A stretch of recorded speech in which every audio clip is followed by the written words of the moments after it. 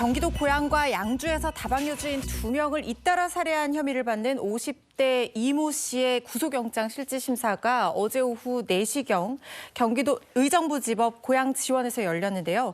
경찰은 이 씨가 이 범행을 저지른 뒤에 돈까지 빼앗아 달아난 것을 확인해서 이 씨에게 강도살인 혐의를 적용했습니다. 네, 살인죄가 아닌 강도살인 혐의 죄가 적용이 된 거라고요. 네, 그렇습니다. 경찰은 이 씨가 범행 당시에 이 피해 다방에서 합계한 60만 원 정도를 빼앗아 달아난 것을 확인을 하고 형법상 일반 살인죄가 아니라 강도살인죄를 적용을 했는데요. 형법에서 강도살인죄는 일반 살인죄보다 훨씬 무겁게 중대범죄가 결합한 살인으로 보는 만큼 법정형 자체가 높게 책정이 되어 있습니다. 이 강도살인죄는 사형 또는 무기징역에 처하고 있는데요. 일반 살인의 경우에는 사형이나 무기징역 또는 5년 이상의 징역형으로 법정형이 규정이 되어 있기 때문에 처벌 자체도 더 무거워질 수밖에 없습니다. 결국 어제 열린 구속영장 실질심사에서 이 씨가 구속이 됐는데요.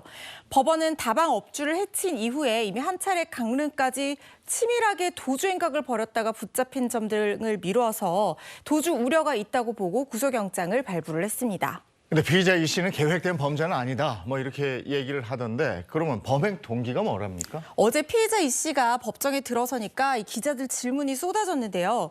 왜 다방만 노린 것인지 도대체 왜 사람을 해치는 행위까지 한 것인지에 대해서 질문이 이어졌지만 연신 죄송하다는 말만 반복했다고 합니다.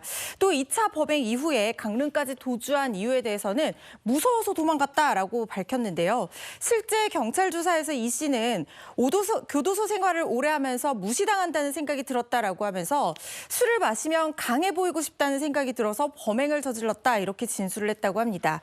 이에 경찰은 이 씨가 과거에도 여성 혼자 있는 다방에서 돈을 훔치는 등 이 절도 전과가 있어서 다방을 다시 찾은 것으로 보고 있는데요. 이 씨 전과 5범 이상인 상태이고 지난해 11월 출소하고 얼마 되지 않아서 또다시 이런 끔찍한 범행을 저지른 것으로 확인이 됐습니다. 네, 그런데 범행 이후 도주 중이던 이 피의자 이 씨를 검거하게 된 단서가 독특한 걸음걸이라고 하던데 이게 어떤 얘기일까요? 네, 이 씨가 굉장히 치밀하게 도주 행각을 벌였거든요. 현금만 사용하고 옷을 계속해서 바꿔 입으면서 경찰의 추적을 피했는데 지난 5일 강릉의 한 재래시장에서 독특한 걸음걸이를 눈여겨봤던 경찰관에 의해서 덜미를 잡혔습니다.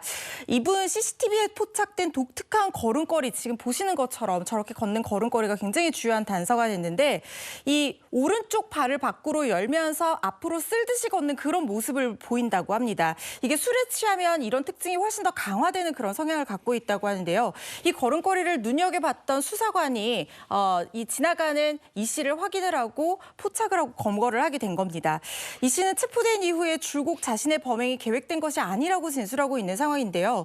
범행 동기를 말씀드린 것처럼 술만 마시면 강해지는 모습을 보이고 싶어서라고 밝힌 것 역시 우발적인 범죄라는 것을 강조하기 위한 것으로 분석이 되는데 신상공개위원회를 열어서 다음 주 초쯤 이 씨의 신상을 공개하는 것도 경찰이 검토 중인 상황입니다. 강해 보이고 싶어서 범행을 저질렀다. 말도 안 되는 소리를 하고 있는 그럼요. 거죠. 네. 강해 보이고 싶으면 조폭들하고 싸우든가 그래야지 여성 혼자 있는 1인 사업장에 가서 이런 범행을 저지른다는 게 말이 되는 짓입니까? 이건 찌질한 짓인 거죠. 네.